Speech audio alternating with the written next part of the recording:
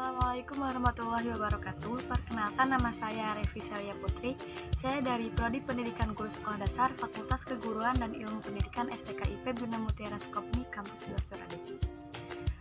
Pada video kali ini saya akan mempresentasikan materi tentang psikologi pendidikan yang ditugaskan oleh Bapak Gilang Mas Ramadan MPD sebagai dosen pengampu mata kuliah Landasan Pendidikan.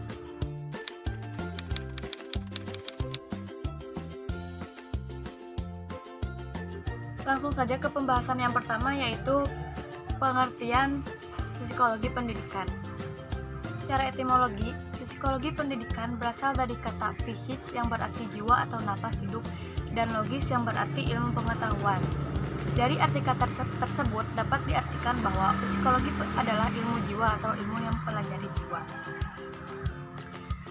Secara garis besar, psikologi pendidikan adalah salah satu cabang ilmu psikologi yang fokusnya mempelajari tentang cara pengajaran, mempelajari pembelajaran, efektivitas intervensi pendidikan, dan pengaturan pendidikan. Psikologi pendidikan juga sangat berkaitan dengan cara siswa belajar dan berkembang yang biasanya fokus pada minat dan bakat anak-anak sekolah. Tidak hanya itu, psikologi juga berkaitan dengan cara mendidik dan mengajar bagi guru.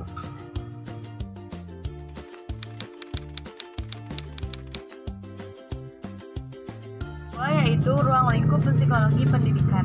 Menurut Sumanto, ruang lingkup psikologi pendidikan secara umum meliputi pengetahuan tentang psikologi pendidikan, pentingnya psikologi pendidikan,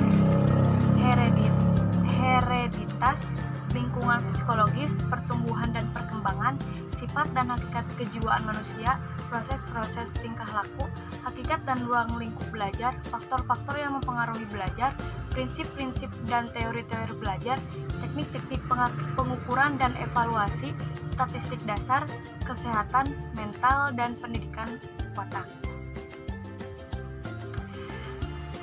Sedangkan secara garis besar, banyak ahli yang membatasi pokok-pokok bahasan psikologi pendidikan menjadi 3 macam.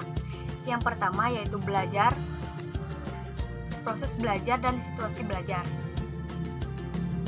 Belajar dalam hal ini yaitu pokok bahasan yang mencakup berbagai teori, prinsip-prinsip, karakteristik, perilaku siswa, dan lain-lain. Pada proses belajar, yaitu pokok bahasan tentang tahapan perbuatan dan peristiwa dalam proses belajar siswa. Dan untuk situasi belajar, yaitu pokok bahasan tentang suasana dan keadaan lingkungan baik fisik maupun non-fisik terkait dengan aktivitas belajar siswa.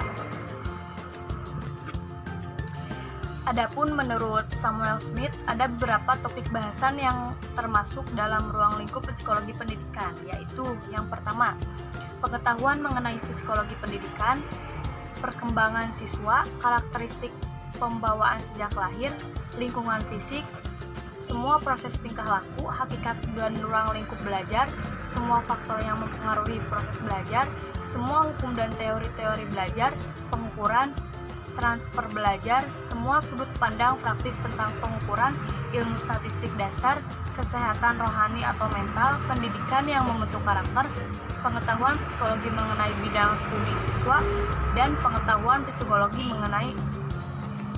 mengenai bidang studi SD.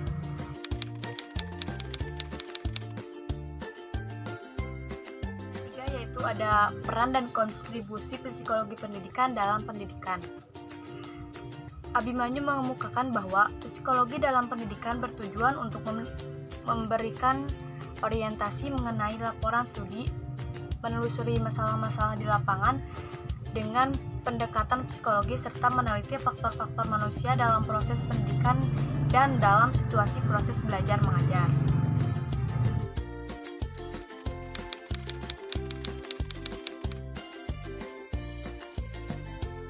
Yang pertama yaitu peran psikologi terhadap kurikulum pendidikan.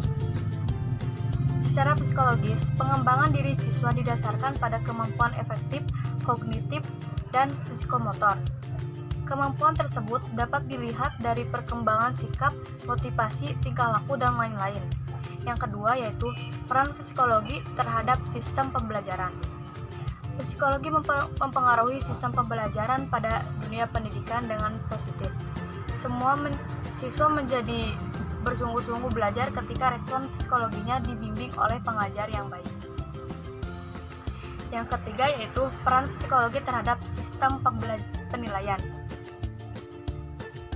Dengan melakukan tes psikologi kepada siswa untuk mengetahui tingkat kecerdasannya, tes bakat untuk mengetahui bakat potensial yang ada pada diri siswa agar lebih mudah memberikan bimbingan dalam membantu mengembangkan potensinya.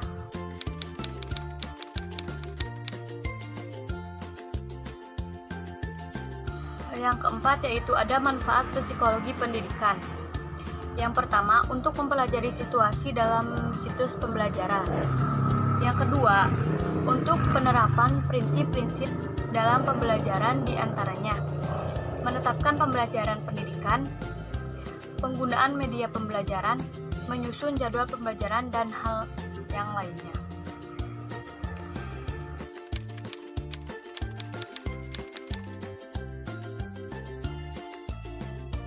Yang kelima yaitu psikologi pendidikan dan ilmu mengajar. Ada banyak metode mengajar mulai dari yang paling tradisional sampai yang paling modern. Namun, ada 4 macam metode mengajar yang dominan dalam arti sering digunakan secara luas, sejak dahulu hingga sekarang.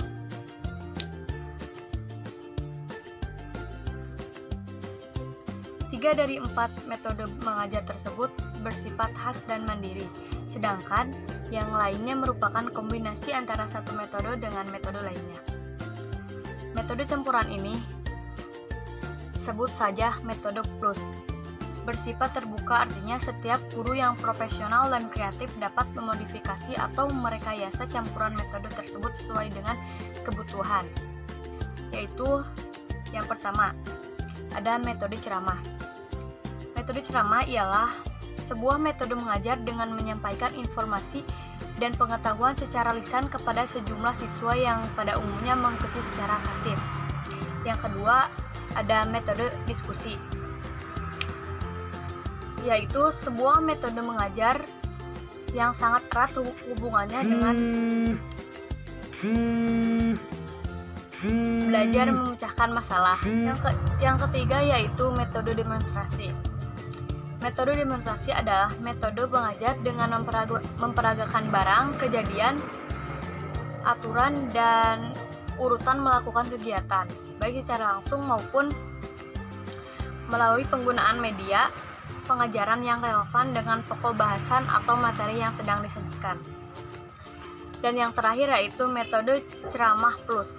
Metode ini adalah langkah-langkah yang dapat ditempuh dalam memodifikasi atau menyesuaikan metode ceramah. Antara lain ialah dengan kiat pemaduan antara metode tersebut dengan metode-metode yang lainnya. Mungkin itu saja yang bisa saya sampaikan. Mohon maaf jika ada kesalahan dalam berkata ataupun yang lainnya. Sekian dari saya. Wassalamualaikum warahmatullahi wabarakatuh.